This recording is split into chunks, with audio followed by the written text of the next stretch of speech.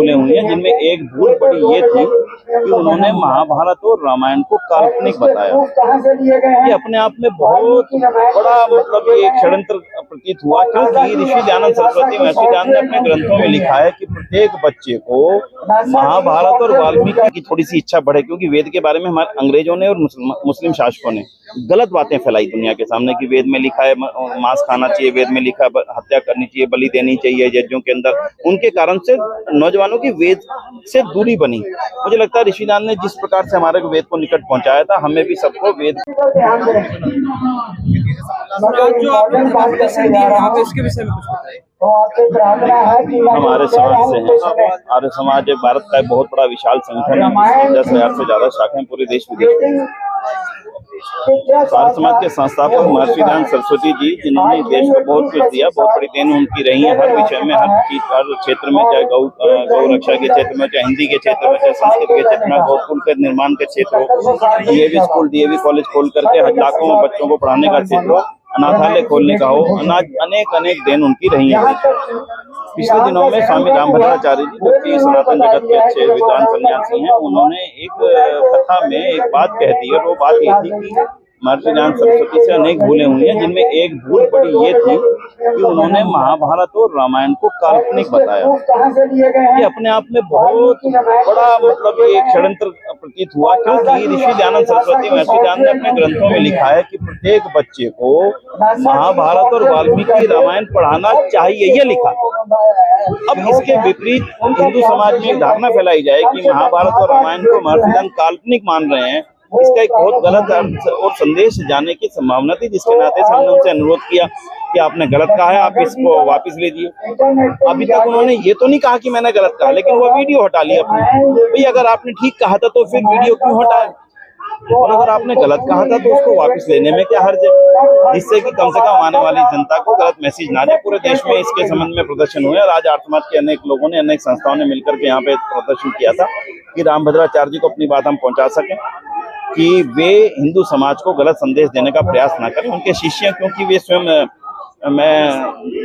प्रजाचक्षु हैं, उनके शिष्यों का भी कर्तव्य बनता है कि उनको सही जानकारी दें। तो मैं उन सभी से ये निवेदन करूंगा कि वे उनको सही जानकारी दें और वो अपने शब्दों को वापस लें। स्पष्ट कहें कि महर्षि दयानंद के बारे में मैंने जो कहा था वो शायद जानकारी के अभाव में कहा था। इससे मुझे लगता है कि उनका कद और बढ़ेगा।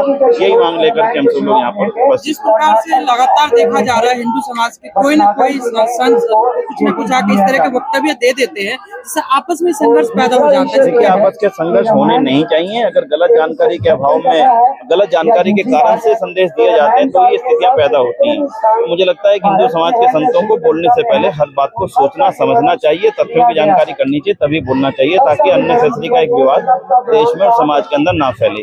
हिंदू एकता इस देश के लिए बहुत जरूरी है और उस एकता को बनाए रखने के लिए हम सबकी जिम्मेदारी है। वही जिम्मेदारी माननीय स्वामी जी महाराज की भी है। यह निवेदन हम उनसे करना चाहिए।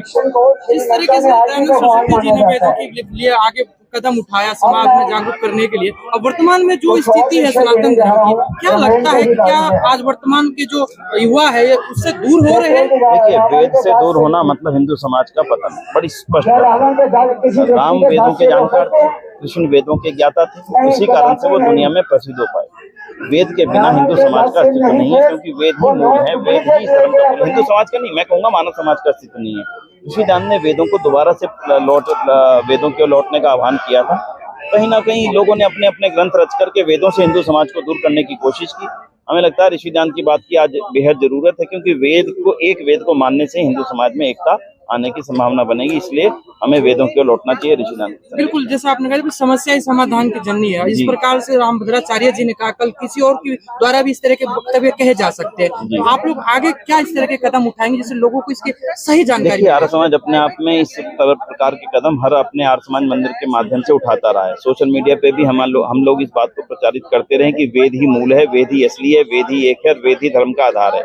और मुझे लगता है नौजवानों के अंदर वेद को जानने की रुचि अगर बढ़ जाए, उनकी थोड़ी सी इच्छा बढ़े, क्योंकि वेद के बारे में हमारे अंग्रेजों ने और मुस्लिम शासकों ने गलत बातें फैलाई दुनिया के सामने कि वेद में लिखा है मांस खाना चाहिए, वेद में लिखा है हत्या करनी चाहिए, बलि देनी चाहिए यज्ञों के अंदर। उनके कारण से नौजवानों की वेद से दूरी बनी। मुझे लगता है ऋषि दयानंद ने जिस प्रकार से हमारे वेद को निकट पहुंचाया था, हमें भी सबको वेद के और निकट जाने के जानकारी करने की कोशिश करनी चाहिए।